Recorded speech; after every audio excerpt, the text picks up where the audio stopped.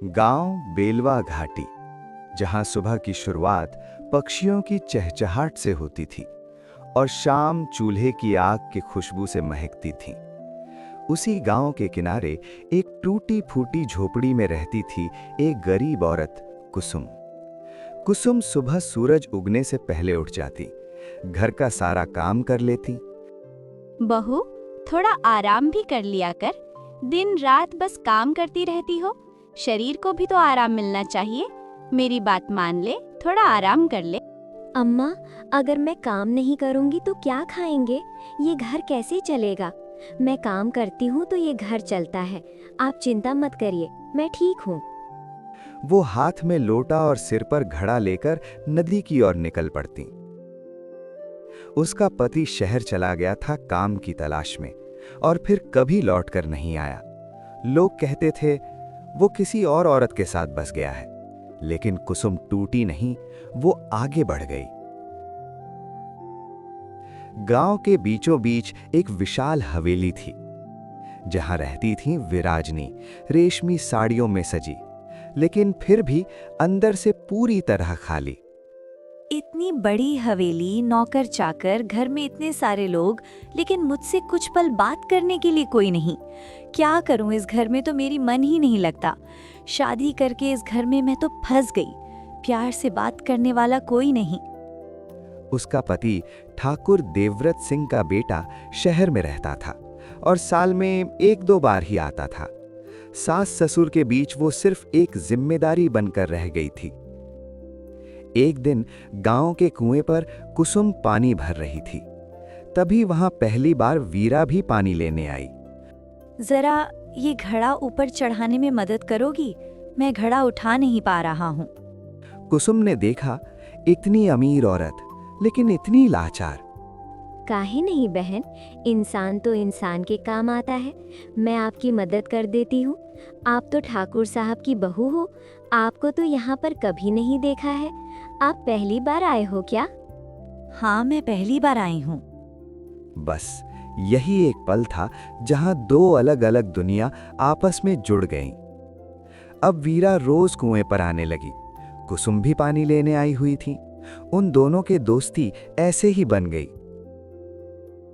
अरे, ठाकुर की बहू उस गरीब औरत के साथ क्या कर रही? लेकिन वीरा को अब फर्क नहीं पड़ता था।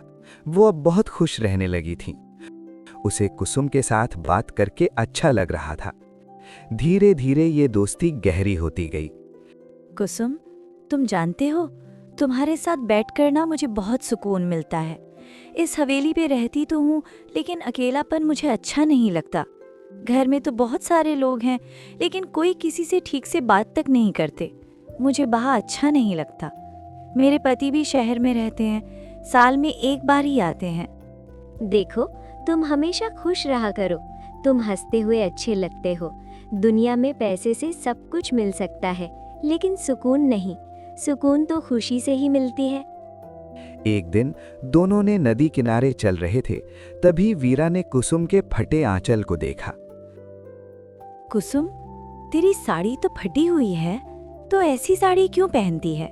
साड़ी क्यों बदल नहीं देती? हम गरीब के पास इतना पैसा कहाँ है जो अपने लिए नए नए साड़ी खरीदे। हमको जितनी इज्जत ढकने के लिए मिली है, उतनी ही बड़ी बात है हमारे लिए। वीरा चुप हो गई। उसने पहली बार असली इज्जत देखी थी। वो घर पहुंचा।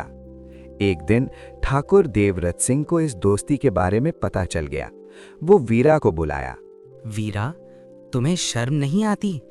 क्या वो गरीब नीच औरत के साथ दोस्ती करती हो? हम इस गांव की खानदानी लोग हैं और तुम इस घर की इज्जत हो। तुम्हें शोभा नहीं देता है कि उस नीच औरत से मिलो।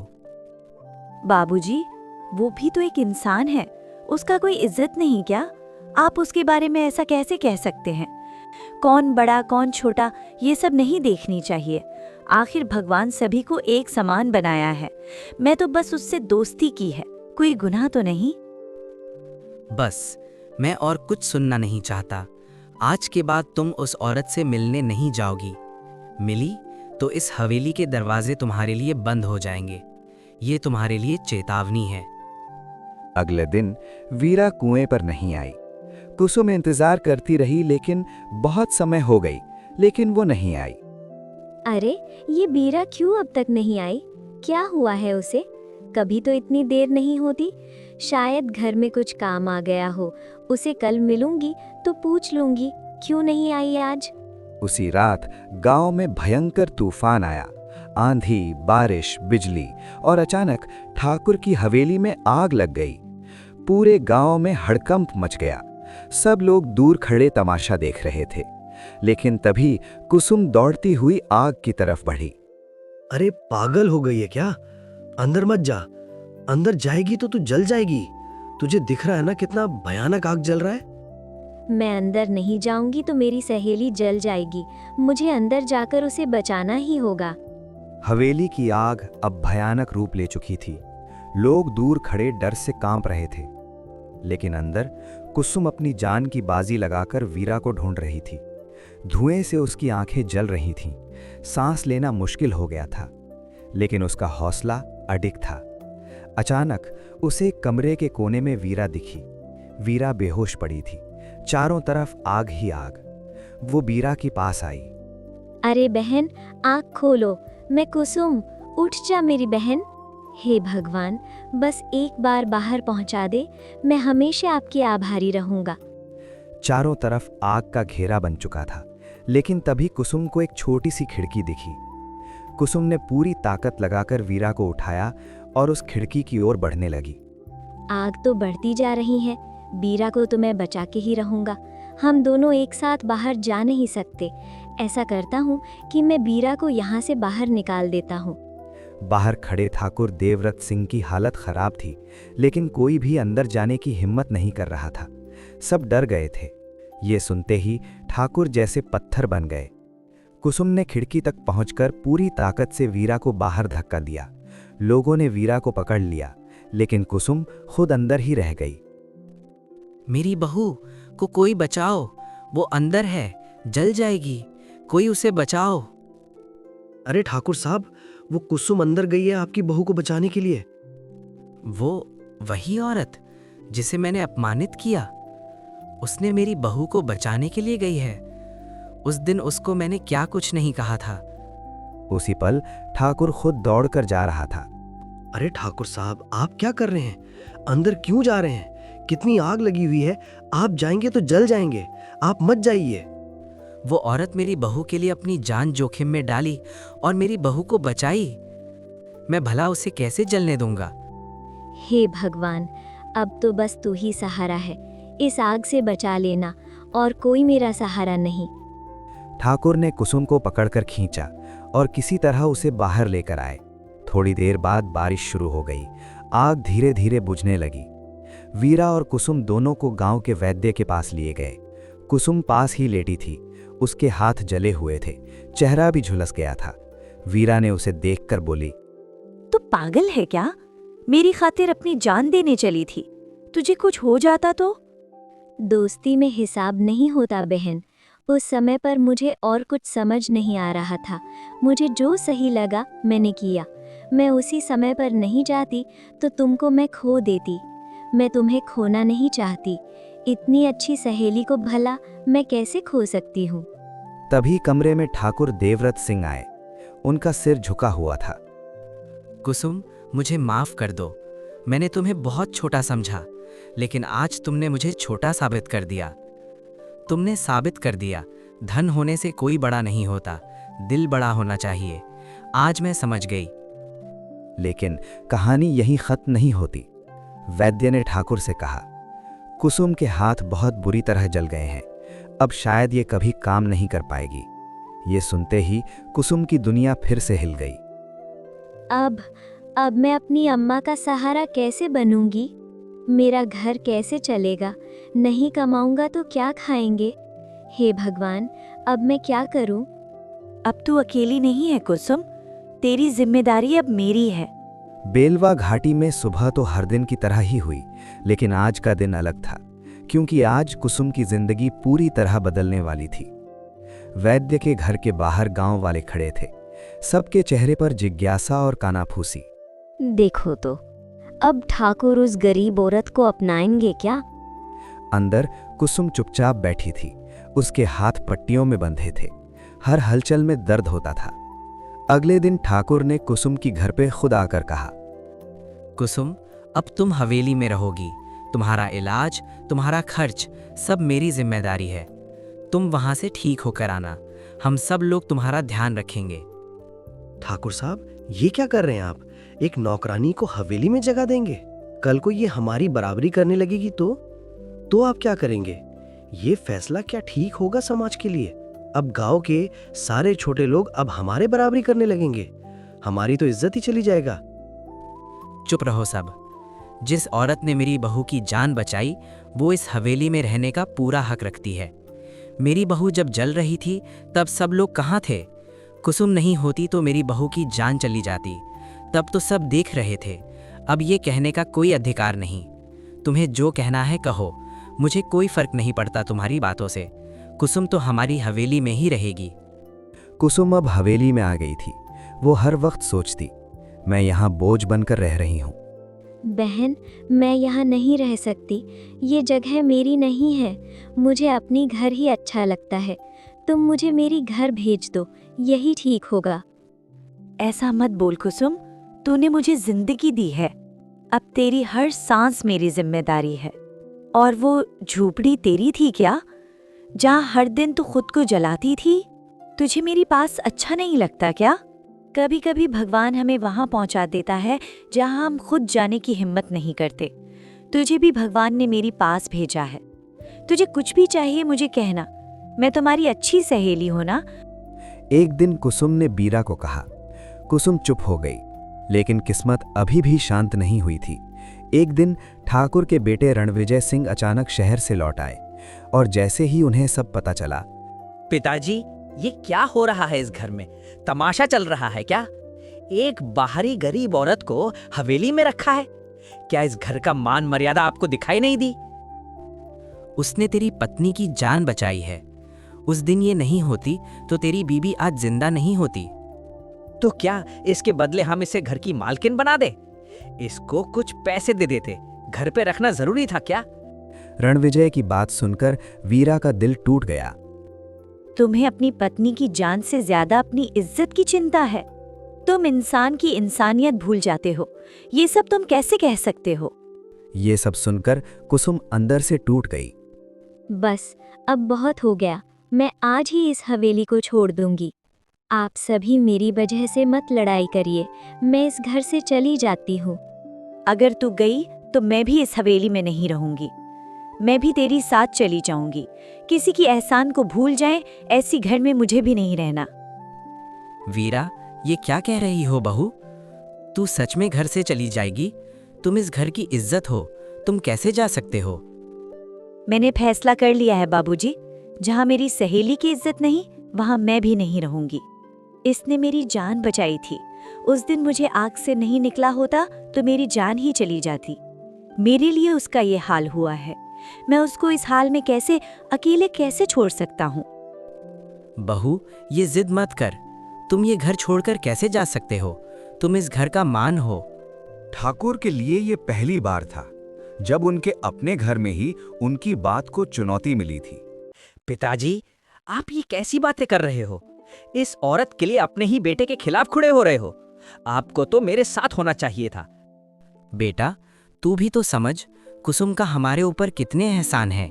तुझे ऐसा क्यों लगता है मैं तेरा साथ नहीं हूँ? मैं तो बस सच के साथ हूँ।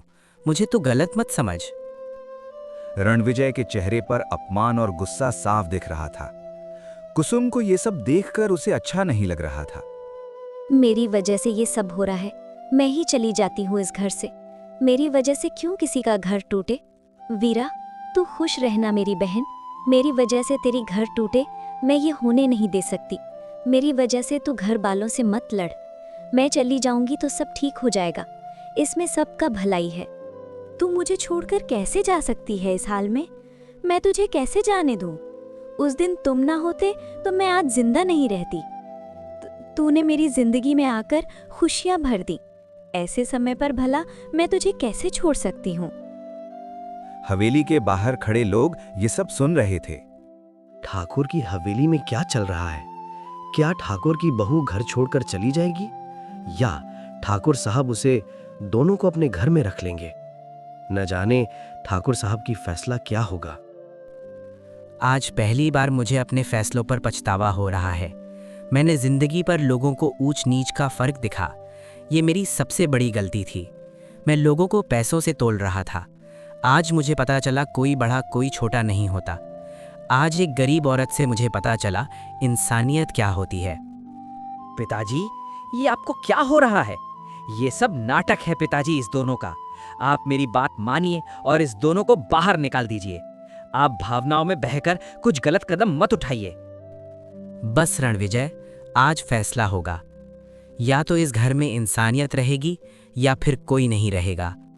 आज से कुसुम इस हवेली में रहेगी। घर का मेहमान नहीं बल्कि इस घर का सदस्य बनकर रहेगी। तुम सब लोग जान लो, ये मेरी आदेश है। पिताजी, अगर ये नीच औरत इस घर में रहेगी तो मैं इस घर में नहीं रहूंगा। अगर तुझे जाना है तो जा सकता है, मैं मना नहीं करूंगा। नहीं ठाकुर साहब, ऐसा मत कीजिए। मेरी वजह से आपका घर टूट जाएंगे। मैं नहीं चाहती मेरी वजह से किसी का घर टूटे।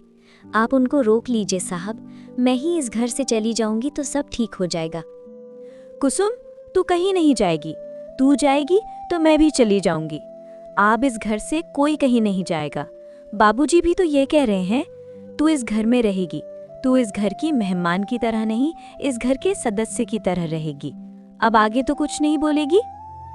मैं तो अभी जा रहा हूँ, लेकिन मैं वापस लौट कर आऊंगा। उस दिन मैं इस औरत को घर से बाहर निकाल दूंगा। मैं इसे छोड़ूंगा नहीं। ठाकुर देवव्रत सिंह की आंखों में आंसू आ गए। वीरा ये सब देखकर सुन्न रह गई। उसका पति, उसका परिवार, सब कुछ बिखर रहा था। रणविजय गुस्से में हवेली छोड़कर चला गया। रणविजय के हवेली छोड़कर जाने के बाद पूरा घर जैसे सूना पड़ गया। हवेली वही थी, लोग वही थे, लेकिन माहौल बदल चुका था। वीरा हवेली के आंगन में बैठी थी। उसकी आंखें सूज चुकी थीं, दिल भारी था। तभी कुसुम उसके पास आती है। क्या हुआ? यहीं पर तुम चुप क्यों बैठे हो? मैं जानती हूँ मेरी वजह से तुम्हारा घर टूट चुका है। काश मैं उसी दिन आंख में ही जल जाती तो ये सब देखने को नहीं पड़ता। तुम्हारे लिए मुझे बहुत दुख हो रहा है। तुम ऐसी बात क्यों कर रही हो? मैं दुखी हूँ, लेकिन वक्त के साथ सब कुछ ठीक हो जाएगा। तूने मुझे नई जिंदगी दी है, ये क्या कम बड़ी बात है? तुम्हारी ऐसी हालत में मैं तुम्हारे साथ नहीं होंगी तो और कौन देगा? तू बिल्कुल चिंता मत कर, सब कुछ ठीक हो जाएगा। उस रात वीरा ने एक बड़ा फैसला लिया। सुबह हुआ, वीरा अपने ससुर के पास गई। बाबूजी, मैं कुसुम को सिर्फ हवेली में रखना नहीं चाहती, मैं उसे अपने पैरों पर खड़ा करना चाहती हूँ। आप मेरा साथ देंगे क्या? तुम कहना क्या चाहती हो? ठीक से बताओ, मुझे कुछ समझ नहीं आ रहा है। मैं चाहती हूँ समाज में उसका भी नाम हो। मैं गांव की औरतों के लिए एक काम शुरू करना चाहती हूँ, जहाँ वे सिलाई कढ़ाई सीख सकें और अपने पैरों पर खड़ी हो सकें। तभी तो गांव की औरत आगे बढ़ेंगी। गांव के हर औरत कमाई करेंगी तो कोई किसी को नीचा नहीं दिखाएगा। सभी लोगों की गरीबी दूर हो जाएगा। ये काम होगा तो सबका भला होगा। मैं चाहती हूँ इस काम की जिम्मेदारी कुसुम संभाले। वो अपने पैर पर खड़ी हो जाए, गांव में उसकी सम्मान हो, उसको और कोई भी नीचा नहीं दिखा सकेगा। ठीक है बहू, तुझे जैसा ठीक लगे तो वैसे ही करना। मैं तुम्हारे साथ हूँ। वीरा ने कुसुम के कमरे में गई। वहां पर कुसुम बैठी हुई थी। वीरा ने कुसुम को सारी बात बताई। मैं कैसे करूंगी ये सब? मेरे हाथ तो ठीक से काम भी नहीं करते। मैं क्या इतनी बड़ी जिम्मेदारी ले पाऊंगी? मेरे से ये सब नहीं होगा। मुझे तो बहुत डर लग रहा है। तुम जो कह रहे हो मैं नहीं कर सकती। तुम क्यों डरती हो? मैं तो तुम्हारे साथ ही रहूंगा ना। तुम्हारा हाथ काम नहीं करता तो क्या हुआ? तुम्हारे पास हिम्मत तो है, तुम सब कर लोगी, मुझे विश्वास है। और मैं भी तो तुम्हारे साथ हूं ना, और डर किस बात की? कुछ ही दिनों में हवेली के पुराने गोदाम को साफ किया गया और वहां एक छोटा सा केंद्र बनाया गया। नाम रखा गया सखी संबल केंद्र। शुरू में कोई भी औरत आने को तैयार नहीं थी। अरे ठाकुर की बहू का नया शौक है, कब तक चलेगा ये? जाने क्या कर रहे हैं उस केंद्र में। समाज के नीति नियम उसके कहे देने से क्या बदल सकता है? पहले दिन पूरा कमरा खाली था। देखा बहन, मैंने कहा था ना, ये सब मुझसे नहीं होगा। गांव की कोई औरत अभी तक नहीं आया है। जब कोई नहीं आएगा तो काम कैसे होगा? तभी दरवाजे पर हल्की सी आहट हुई। एक बूढ़ी औरत अंदर आई। बेटिया, तुम मुझे सिखा सकती है? मैं सीखने के लिए आई हूँ। कुसुम की आंखों में चमक आ गई। धीरे धीरे 1, 2, 3 औरतें आने लगी और देखते ही देखते पूरा कमरा भर गया। कुछ महीनों में औरतें सिलाई सीख गईं, कढ़ाई के सुंदर कपड़े बनने लगे, बाजार में उनकी मांग बढ़ने लगी और पहली बार अब गांव की औरत कमाने लगी थी। अब वो सारे लोग बहुत खुश थे। ऐसे ही दिन बीतते गए। कुछ दिनों बाद ठाकुर का बेटा घर पर वापस आ जाता है। हवेली में सब औरत को देखकर वो बहुत गुस्सा हो जाता है। ये क्या चल रहा है यहाँ? हवेली को बाजार बना दिया है क्या? तुम लोगों को ये सब करने के लिए किसने कहा? ये हवेली है, कोई बाजार नहीं है। जिसका जो मन है वो किया। मेरा तुमको किसने कहा ये सब करने के लिए? मुझे बाबूजी ने अनुमति दी है। मैं तो कोई गलत काम नहीं कर रहा हूँ। मैं समाज की सोच को बदलना चाहती हूँ। गांव की सभी औरत अपने पैरों पर खड़ी हो सके, ये मेरी सोच है। वो अपने पैरों पर खड़े हो सके तो समाज की सोच बदल सकते हैं। कोई किसी को और नीचा नहीं दिखा सकता। आज के बाद ये सब बंद होगा। और तू, अभी तक तुम यहाँ से गई नहीं हो। तेरी जगह इस महल में नहीं, उस झोपड़ी में है। मुझे तो तुम्हें तेरी औकात दिखा कर ही रहूंगा। आप एक ऐसी बात कर रहे हैं छोटे मालिक। ये सब कितने दिनों से मेहनत कर रहे हैं। इन लोगों की मेहनत को तो आप छीन नहीं सकते। हक? हक कैसा हक? ये मेरा महल है, तुम लोगों का तो नहीं है। तुम लोग यहाँ पर कैसे ऐसे काम कर सकते हो? इस घर का बेटा हूं मैं, मेरा तो हक बनता है। तुम लोगों का क्या है? यहाँ पर मैं जो कहूंगा वही होगा। तभी ठाकुर देवव्रत सिंह भी वहां आ पहुंचे। बस रणविजय, अब बहुत हो गया तेरा नाटक। बहू को तुम ये अनाप शनाप क्या कह रहा है? तू इस घर का बेटा है, लेकिन इसका मालिक नहीं।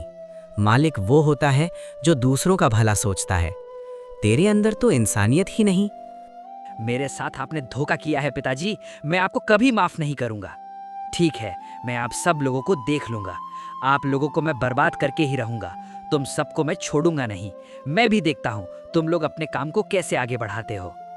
धोखा तो तूने अपनी पत्नी को दिया है। उसके साथ ना देखकर वो तो कुछ गलत नहीं किया था। वो जो भी कर रही है सही काम कर रही है। समाज की काम में अपनी योगदान देना नेक काम होता है। मैं तो मेरी बहू के साथ हूँ। कुछ दिनों बाद गांव में खबर फैल गई, सखी संबल केंद्र में बनी चीजें नकली हैं, ये सब धोखा है। धीरे धीरे लोगों ने सामान खरीदना बंद कर दिया। गांव की औरत अब डर चुके थे। किसी को भी समझ में नहीं आ रहा था ये सब क्या हो रहा है।